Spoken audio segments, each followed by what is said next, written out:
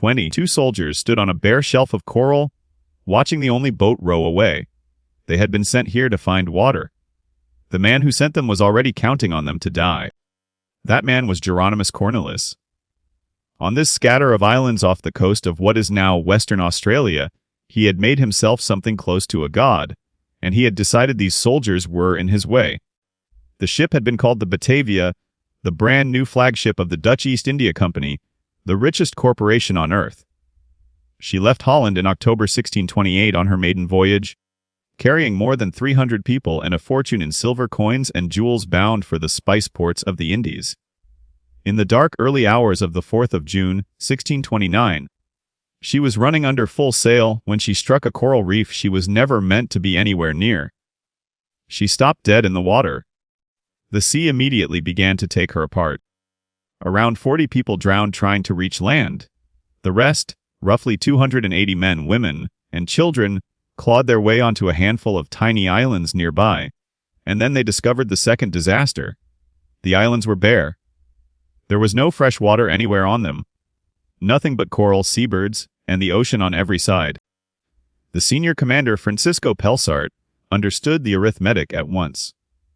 Hundreds of people, almost no water, and no rescue coming, because nobody in the world knew where they were. So he made a brutal choice. He took the ship's longboat, gathered about 40 of the strongest, and set out to sail for the port of Batavia on the island of Java, more than 3,000 kilometers of open ocean in an overloaded open boat. It was very close to suicide. It was also the only chance anyone had. Against every reasonable expectation, it would take him 33 days, and he would make it. But the moment his sail dropped below the horizon, a hole opened in the middle of the survivor's world. Someone was going to fill it. The most senior official left behind was Cornelisz, the under-merchant. He was not a sailor. He was not a soldier. He had been an apothecary in Haarlem, a druggist who mixed medicines, and by most accounts a follower of a disgraced painter, whose circle whispered a dangerous idea, that God did not punish sin, that a man chosen by heaven could do anything at all and remain innocent. Cornelisz had partly boarded the Batavia to escape questions about those beliefs. Now, on a reef at the edge of the known world, there was no one left to ask them. Here is the detail that turns the whole story. Cornelisz had already been plotting before the wreck. He and the ship's skipper had schemed to seize the Batavia herself and turn pirate with her cargo. The reef destroyed that plan along with the ship. But a rescue vessel would eventually come, and a ship was still a ship. If he could hold these islands until then, he could capture the rescuer, sail away with the company's silver, and disappear. By some accounts he spoke of founding a kingdom of his own, and there was a darker pressure driving him. He had learned that one of his fellow conspirators had already exposed the mutiny plot to Pelsaert before the wreck. That meant if any lawful rescue arrived, Cornelisz was a dead man. Rescue itself had become his enemy. There was only one obstacle, and he had done the math on it. A rescue crew could not be overpowered by 200 frightened passengers milling around him. He needed a small, loyal, ruthless band, and he needed everyone else gone, not fed, not sheltered, gone. So he began quietly. He gathered every weapon and every scrap of food, and placed it under guard, controlled only by his inner circle. On a waterless island, whoever holds the supplies holds the people. Then he handed out death sentences disguised as errands. One group was rowed to a distant island to search for water. Another was sent somewhere else entirely. None of them were expected to come back. And on Beacon Island, the killing began in earnest. It was not a riot or a panic. It was organized. Cornelisz rarely killed with his own hands. Instead, he assigned the murders to his men, so that each one of them had blood on him and no way back to innocence. Victims were drowned, stabbed, clubbed, their throats cut in the night. Men, women, and children. Some of the women were kept alive and held for the use of the mutineers. Over the weeks that followed, the gang loyal to Cornelisz murdered more than 120 of their fellow survivors on those islands. It remains one of the worst massacres in the whole age of European exploration. Which brings us back to the 22 soldiers on the coral. Their leader was a man named Wiebbe Hayes. He was nobody special, a common mercenary foot soldier from a small town in the northern Netherlands, low-ranking, and completely unremarkable. That is precisely why Cornelisz chose him and his men for the water errand on West Wallabi Island. They were fighting men, the most dangerous people to keep nearby, and they had already been stripped of their weapons. Send them to a dry rock, wait, and the problem would solve itself, except the rock was not dry. Hayes and his men searched, and where Cornelisz expected only slow death, they found the one thing that changed everything. Fresh water sitting in shallow hollows worn into the rock, enough to keep them all alive. And they found food too. Small wallabies, birds, shellfish along the shore. Within days, the men who had been sent out to die were better fed and better watered than the killers who had marooned them. So they did exactly what they had been told to do. They lit signal fires to announce their success. We found water. Come and get us. No one came. For a while, Hayes simply wondered why. Then the answer began arriving on its own. Survivors of the massacre started slipping into the lagoon on the far islands and paddling across on scraps of wreckage, and they carried stories that made no sense until, all at once, they made complete sense. The errand had never been an errand. The silence was not neglect.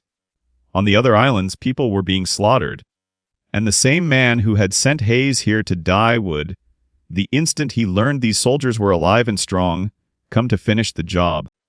So Wiebbe Hayes, the low-ranking soldier who had been handed a quiet death sentence, made the decision that reorganized the entire disaster. He would not hide, and he would not wait. He would fight. His men had no muskets.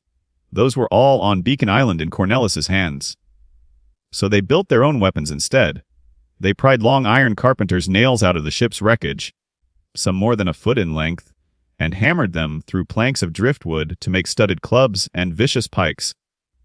They gathered heaps of throwing stones, and on high ground with a clear view of the sea, they stacked flat blocks of limestone and coral into a low rectangular wall, a small fort, roughly waist high, that they could defend and pelt attackers from.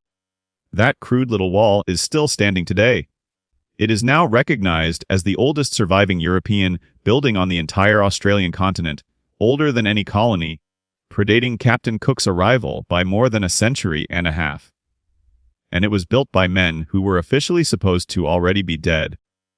Cornelisz saw the smoke rise from their island, understood exactly what it meant, and understood the threat.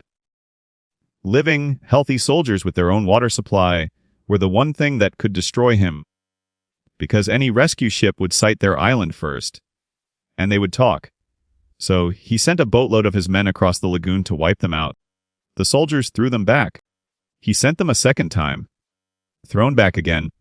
The mutineers had greater numbers and even a few firearms. What they did not have was discipline, or full stomachs, or any real reason to die for a madman's dream. Hayes's men had all three, plus a wall in the high ground. Then Cornelisz did the thing that tells you everything about how untouchable he believed himself to be. He came in person. He rode over with a small party of his chief lieutenants, not to storm the fort but to talk, to charm and bribe these soldiers and bring them under his control the way he had bent everyone else to his will. Hayes let him come, and then he seized him. In a single stroke, the soldiers captured Cornelisz himself and killed 3 of his top lieutenants on the spot. The most powerful man on the islands, the one who had held 200 lives in his fist, was suddenly a prisoner behind a wall of stacked coral, guarded by the very men he had marooned to die. It should have been over. It was not. The surviving mutineers regrouped under a new leader, a soldier named Wouter Loos, and Loos was a genuine fighting man who understood tactics. On the 17th of September, he led a fresh, smarter assault, and this time his men brought the ship's muskets and used them well. Musket balls found their targets. Several of Hayes's defenders were hit, and one would later die of his wounds. For the first time, the fort was in real danger of falling. To win, the soldiers would have to abandon their wall and fight in the open against a still larger force. A 2-month stand was about to collapse in its final hour, and then, in the middle of that battle, a sail appeared on the horizon. Francisco Pelsaert had done the impossible. He had reached Java, and now he had come back in a rescue ship called the Sardom. He had followed the rising columns of smoke toward the islands, hoping against hope that someone had survived. He had no idea he was sailing straight into a war. Both sides saw the ship at the same moment, and both understood the same thing instantly. Whoever reached her first would control the story, and therefore everything that came after. The mutineers scrambled for a boat, so did Hayes. It became a desperate race across open water, the killers rowing to seize the rescue vessel, and finally turn pirate as they had always dreamed, and the marooned soldiers rowing to warn the one man alive who could stop them. Wiebbe Hayes got there first. He climbed aboard the Sardem and told Pelsaert everything, the massacre, the plot to capture the ship, the armed men rowing toward them at that very moment with exactly that plan. Pelsaert armed his crew. When the mutineers came alongside, the fight drained out of them almost at once. It was finished. What followed was swift and merciless. Pelsaert held the trial on the islands themselves, at the scene of the crimes. Cornelisz and the worst of his followers were condemned to hang. Before the ropes, their hands were cut off. Cornelisz, the man who had ordered every single death without ever dirtying his own fingers, lost both of his. 2 of the younger mutineers were spared the gallows, and instead put ashore on the Australian mainland and abandoned there, the first Europeans ever left to live on that continent. They were never heard from again. And Wiebbe Hayes, the ordinary soldier, the man handed a death sentence and dropped on a rock to die, sailed home a hero.